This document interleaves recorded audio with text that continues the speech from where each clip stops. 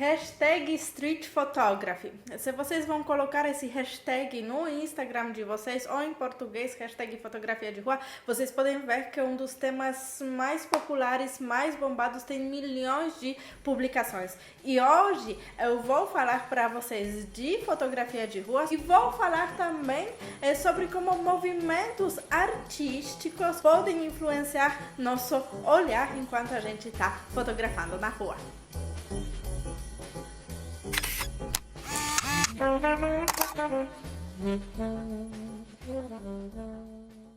Olá, fotógrafos artistas, meu nome é Katy Shilota, eu sou polonesa, sou fundadora do Instituto Foto em Curso, não sei se você já conhece o canal, aqui a gente sempre linka a história da arte com fotografia para renovar o seu olhar, para estimular sua criatividade e para que você possa desenvolver o estilo fotográfico próprio, a sua assinatura fotográfica. Então, se você não conhece ainda, se você não está assinando o canal, já clica para se inscrever no canal e ativa o sininho para receber novos vídeos com esse estímulo para o seu olhar. Fotografia de rua ou então street photography em inglês. Com certeza esse é um dos temas mais comuns, mais populares na fotografia. O cotidiano está cheio dessas oportunidades fotográficas, mas o romance entre fotografia e a rua da cidade moderna é muito mais antigo. Eu diria que, na verdade, a fotografia e a cidade moderna, elas nascem juntas, elas nascem praticamente na mesma época. Olha só o que acontece. Em 1839, a gente tem a invenção do daguerreótipo, que seria como uma das primeiras tecnologias fotográficas. Depois, o desenvolvimento da fotografia vai ser muito rápido. E anos 1850 a gente tem reconstrução de Paris, uma reforma muito grande que mudou para sempre Paris. E por que essa reconstrução de Paris vai ser tão importante para o nosso olhar? Porque olha só, nos anos 1850, as cidades medievais, Paris antes era uma cidade medieval, elas não conseguem mais suportar novos habitantes que vão chegar nas cidades por conta da Revolução Industrial. Falando um pouquinho da história dessa representação da cidade na fotografia, um dos primeiros trabalhos fotográficos encomendados foi justamente o trabalho do Charles Marville, que era para mostrar a reforma de Paris, para registrar essa obra de Paris. Então, a Prefeitura de Paris contratou Charles Marville para ele fazer essa documentação. O que a gente pode perceber formalmente, nos termos formais, o que nosso olhar pode aprender com essas fotografias do Charles Marville? A gente pode perceber que elas são muito clássicas, O que isso quer dizer? O que isso significa? É que o enquadramento vai ser sempre muito bem equilibrado, a gente tem muito ponto de fuga, todos os prédios que vão aparecer no enquadramento, eles nunca aparecem tortos, eles estão super bem alinhados. E por que isso, Da onde ele, já nessa época, da onde Charles Marville tirou isso? Bem, a formação dele era em desenho clássico, então naturalmente ele tinha essas bases da arte, Já para esses primeiros registros fotográficos, o Charles Marville ele tinha essa base artística. E muito interessante também olhar que na mesma época, mais ou menos, em Paris, temos um outro fotógrafo com um olhar bem diferente, o Auger.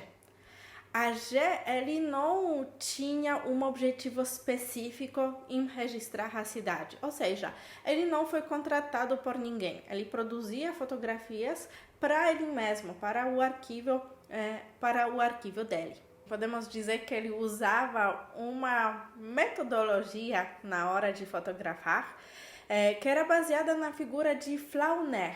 O que é figura de Flaubert? É uma figura conceitual, ela aparece muito na poesia do Baudelaire, que é uma pessoa que vaga pela cidade. né, que vaga pela cidade, vai se deixar levar pelos estímulos, vai se deixar levar pelos cheiros.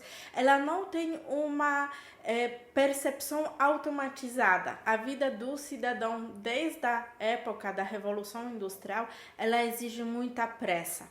E pressa influencia a automação na percepção. Então a gente sempre anda pelos mesmos caminhos, a gente tem pouco tempo para explorar beleza, a gente não tem essa liberdade de ir para o trabalho e de repente eu senti um cheiro bonito, eu vi alguma coisa maravilhosa, então eu vou desviar do caminho, eu vou para a esquerda, agora eu vou para a direita. Hoje eu acordei e vou para um lugar completamente diferente. A gente não tem essa liberdade, não tem essa possibilidade. E o AG, ele está trabalhando em contraponto a isso. Então ele explora a cidade, ele sai para fotografar sem nenhuma direção determinada, sem nenhuma direção específica. Ele vai registrar as coisas que chamam a atenção dele. Primeira coisa, então, que você pode aprender com essa introdução histórica é isso, que para a gente produzir fotografias criativas, a gente tem que sair um pouquinho dessa estagnação, a gente tem que desdobrar novos caminhos, a gente tem que vagar pela cidade, a gente tem que se deixar ser um pouquinho flâner. E agora vou te falar sobre 3 vanguardas artísticas que podem inspirar a sua fotografia de rua. Primeira vanguarda artística para inspirar suas fotografias de rua é futurismo. O futurismo é uma vanguarda artística que nasceu em 1909 na Itália. Ela tem uma data porque a data quando Filippo Tommaso Marinetti, um poeta, ele escreve Manifesto Futurista, ou seja, ele elabora um conceito, como deveria ser arte. E esse conceito do futurismo, ele é bastante chocante, porque os futuristas, eles querem romper com tudo que é o passado, sabe? Falam de queimar museus, de destruir toda a tradição. Peraí, mas o que futurismo tem a ver com fotografia então? Bem, no conceito muito, porque fotografia naquela época é uma tecnologia nova, é uma tecnologia que registra o mundo de forma muito rápida. Eles são encantados pela velocidade da sociedade moderna. Um trabalho fotográfico inspirado nessa velocidade, nesses movimentos, são fotogramas dos irmãos Bragaglia. Vocês podem ver que eles se concentram muito no registro do movimento. Uma das técnicas que pode te ajudar nisso é longa exposição. A maioria das câmeras de celular hoje em dia também já tem esse recurso de usar a longa exposição, de registrar essas luzes, de registrar esse movimento. Talvez a imagem não fique muito clara, mas o que você vai passar com isso é essa ideia de movimento que já inspirava futuristas. Segunda vanguarda artística é construtivismo russo. Construtivismo russo, ele nasce na União Soviética, mais ou menos na década de 1920. E um dos objetivos principais é fazer uma comunicação, uma nova forma de comunicação. Uma comunicação mais rápida, uma comunicação mais direto ao ponto. Um dos fotógrafos emblemáticos do construtivismo russo é o Rodchenko. Ele produzia também fotografias com esse objetivo de propaganda. E o que a gente pode perceber na estética que ele usa? Muito contraste, ele usa muita geometria, ele usa muita organização dos elementos. A gente pode perceber que ele faz às vezes algumas coisas meio estranhas, assim, por exemplo, deixa o horizonte completamente torto na linha diagonal. Porque essa linha diagonal para ele vai ser muito mais importante, a organização dela dentro do enquadramento vai ser muito importante do que um registro clássico, né, do horizonte. O construtivismo russo traz então para seu olhar fotográfico muita geometria, muita união de arte e a indústria, perceber a beleza em máquinas, perceber a beleza em geometria. Isso é uma estética trazida para a gente pelo construtivismo russo. Terceiro movimento artístico para você aplicar na sua fotografia de rua é o surrealismo. Inclusive, eu já fiz um vídeo completo falando do surrealismo, falando o que surrealismo pode acrescentar na sua fotografia, falando de todos os nichos da fotografia. Aqui vamos nos concentrar só na street photography, mas se você quer se aprofundar um pouco nesse tema, clica aqui no link do vídeo. Surrealismo, ele traz sempre um ar de mistério, né? Surrealismo é uma vanguarda artística que foi inspirada, que ela bebe muito das teorias do Freud, da existência do subconsciente. Então, os artistas eles vão se inspirar nos sonhos, nos mundos dos sonhos. As fotografias são mais oníricas. Uma referência que eu gosto muito de aplicar na minha fotografia de rua é um pintor italiano chamado De Chirico.